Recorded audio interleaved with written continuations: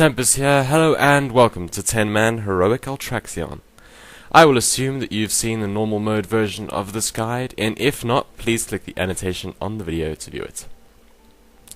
The heroic mode of the fight is much like the normal version with only a few differences.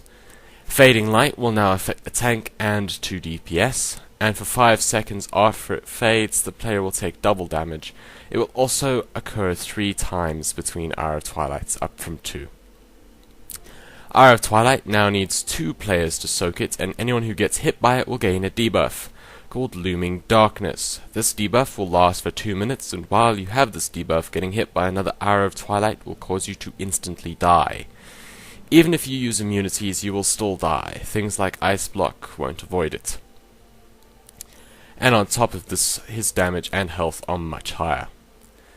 Now, for this fight, you'll have to set up a rotation for the Hour of Twilights. You will need 3 groups of 2 able to use cooldowns powerful enough to allow them to survive an Hour of Twilight.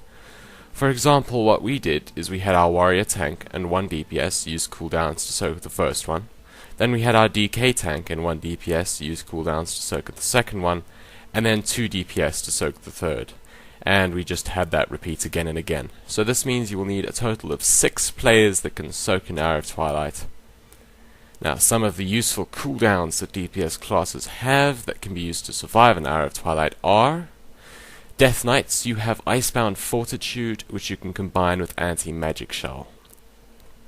Rogues have feint and cloak of shadows. Mages have ice block, and fire mages have cauterize. Shadow priests have dispersion, hunters have deterrence, paladins have divine shield, and feral druids have survival instincts and barkskin, which they can combine.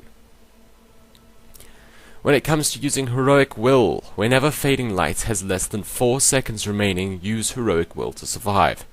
And for Hour of Twilight, the 2 players who need to use cooldowns and soak the damage will have to stay in the Twilight realm, while the other 8 players use heroic will to avoid the Hour of Twilight.